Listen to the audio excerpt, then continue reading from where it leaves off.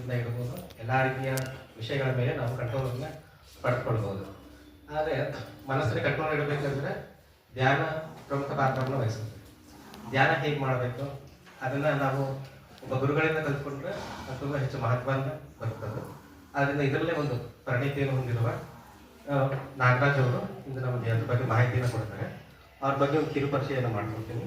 ಅವರು BE computer ಸೈನ್ಸ್ನಲ್ಲಿ ಪದವಿಯನ್ನು ಪಡೆದಿದ್ದಾರೆ ಮತ್ತು ಇನ್ಫೋಸಿಸ್ನಲ್ಲಿ ಅಸೋಸಿಯೇಟ್ ವೈಸ್ ಪ್ರೆಸಿಡೆಂಟ್ ಆಗಿದ್ದರು. ನಂತರ ಅವ್ರು ತಮ್ಮದೇ ಆದ ಒಂದು ಕಂಪನಿ ಸೆನ್ಸಿಟಿ ಟೆಕ್ನಾಲಜೀಸ್ ಅಂತ ಸ್ಥಾಪಿಸಿ ಹಲವಾರು ಜನರಿಗೆ ಉದ್ಯೋಗವನ್ನು ನೀಡಿರುತ್ತಾರೆ. ಅಷ್ಟೇ ಅಲ್ಲದೆ ಅವರು ಧ್ಯಾನ ಮತ್ತು ಯೋಗದನ್ನು ಅವರು ಅಭ್ಯಾಸ ಮಾಡಿ ಹಾಗೂ ಇತರರು ಕೂಡ ಎಷ್ಟೊಂದು ಕಾರ್ಯಕ್ರಮಗಳು ನಡೆಸ್ಕೊಡ್ತಾರೆ. ಅದು ಇದರಲ್ಲಿ ಹಲವಾರು ಕಾರ್ಯಕ್ರಮಗಳನ್ನು ನಡೆಸ್ಕೊಂಡು ಬಂದಿರುತ್ತಾರೆ ಅವರು ಬಹಳ ವರ್ಷಗಳಿಂದ. ಸೊ ಇಂದು ಅವರು ನಮ್ಮ ಆಶ್ರಮಕ್ಕೆ ಕಂಪನಿ CEO ಅವರು ಎಷ್ಟು ಬಿಡುಗಡೆ ನಮ್ಮ ಕಾರ್ಯಕ್ರಮದಲ್ಲಿ ಬಂದು ಇವತ್ತು ನಡೆಸ್ಕೊಂಡು ಬಂದಿರ್ತಾರೆ.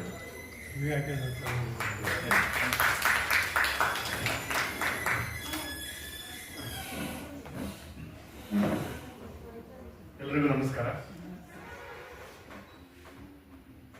ಹೊಸ ವರ್ಷದ ಶುಭಾಶಯಗಳು. ಜೊತೆಗೆ ಸಂಕ್ರಾಂತಿ ಬಂತು.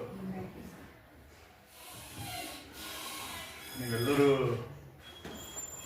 ವಯಸ್ಸಲ್ಲಿ ನನಗಿಂತ ಹಿರಿಯರೇ ಇದ್ದೀರಿ, ಬಹಳಷ್ಟು ಜನ, ಒಂದಿಷ್ಟು ಜನಕ್ಕಿಂತ.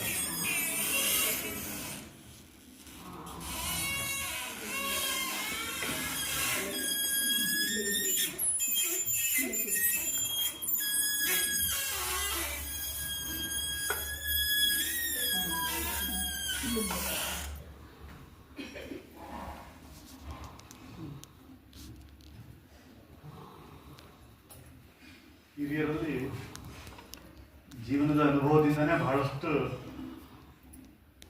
ಪಾಠಗಳನ್ನು ನಾವು ಕಲ್ತಿರ್ತೀವಿ.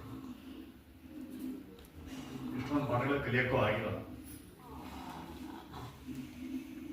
ನಾನು ಇವತ್ತೇನು ಮಾಡ್ತೀನಿ ಅಂದರೆ 3 ವಿಷಯಗಳನ್ನು ಮಾತನಾಡಲಾಗಿತ್ತು. ಒಂದು, ಭಾರತೀಯ ಸಂಸ್ಕೃತಿಯಲ್ಲಿ ರಾಜಯೋಗ ಅಥವಾ ಯೋಗ ಅಂತ ಏನು ಕರಿತೀವಿ, ಅದರದ್ದು ಪಾತ್ರ ಬಹಳ ಮುಖ್ಯವಾದ ಪಾತ್ರ ಇರುತ್ತೆ. ನಾನು ರಾಜಯೋಗದ ಬಗ್ಗೆ ಒಂದು 4 ಮಾತುಗಳನ್ನು ಹೇಳ್ತೀನಿ ಮೊದಲು. ಅದಾದ್ಮೇಲೆ ಅದೊಂದು ಪ್ರಾಕ್ಟಿಕಲ್ ಅನುಭವ ನನಗೆ ಒಂದು 15 ನಿಮಿಷ ಇಟ್ಕೊಂಡು, ಆಮೇಲೆ ಕೊನೆ ಭಾಗ ಒಂದಿಷ್ಟು ಪ್ರಶ್ನೋತ್ತರಕ್ಕೆ ಇಟ್ಕೊಂಡು ನಿಮ್ಗೆ ಏನಾದರೂ ಒಂದು ಸ್ವಲ್ಪ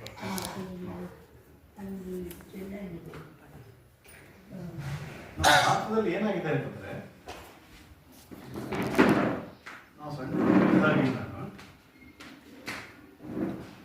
ನೀವು ಯೋಚನೆ ಮಾಡ್ತೀನಿ, ಸಣ್ಣ ಮಗು ಇದ್ದಾಗ ನಿಮ್ಮ ತಂದೆ ತಾಯಿ, ನಿಮ್ಮ ಅಜ್ಜ ಅಜ್ಜಿ ಏನ್ ಹೇಳ್ಕೊಟ್ರು ಅಂದ್ರೆ, ನೋಡಪ್ಪ ಭಗವಂತ ಅಂತ ಒಬ್ಬನಿದ್ದಾನೆ, ಭಗವಂತ ನಮ್ಮ ಜೀವನ ಬೇಕೇ ಬೇಕು. ಯಾಕೆ ಬೇಕು ಅಂತ ಹೇಳೋದ, ಭಗವಂತ ಜೀವನಕ್ಕೆ ಬೇಕೇ ಬೇಕು. ಅದಿಲ್ಲದೆ ಇದ್ರೆ ಜೀವನ ಅತಂತ್ರ ಆಗ್ಬಿಡುತ್ತೆ. ಅದಕ್ಕೆ ನಾವು ದೇವಸ್ಥಾನಕ್ಕೆ ಪೂಜೆ ಪುನಸ್ಕಾರ ಇದನ್ನೆಲ್ಲ ಮಾಡಬೇಕು ಅಂತ ಎಲ್ಲರ ಮನೆ ಹೇಳ್ಕೊಡ್ತಾರೆ. ಹಬ್ಬ ಹರಿದಿನಗಳ ರೂಪದಲ್ಲಿ ಅಥವಾ ಇನ್ಯಾವುದೋ ರೂಪದಲ್ಲಿ ಮನುಷ್ಯ ಭಗವಂತನ ಬಗ್ಗೆ ಯೋಚನೆ ಮಾಡಲಿ, ಭಗವಂತನಲ್ಲಿ ಪ್ರಾರ್ಥನೆಯನ್ನು ಮಾಡಲಿ, ಈ ತರ ಹೇಳ್ಕೊಟ್ರು. ಏನೋ ಮಂಗಳ ಕಾರ್ಯ ಸರಿಯಾಗಿ ನಡೀತಿಲ್ಲ, ಅದಕ್ಕೆ ಭಗವಂತ ಬೇಕು. ಭಗವಂತ ನಮ್ಗೆ ಯಾಕೆ ಬೇಕು ಅಂತ ಯಾರಿಗಾದ್ರೂ ಕೇಳಿದ್ರೆ, ಹೌದು ಮತ್ತು ಅವನು ಬಹಳ ಶಕ್ತಿವಂತ, ನನ್ನ ಜೀವನ ಸುಖವಾಗಿರ್ಬೇಕು ಅಂದ್ರೆ ಭಗವಂತ ಬೇಕು.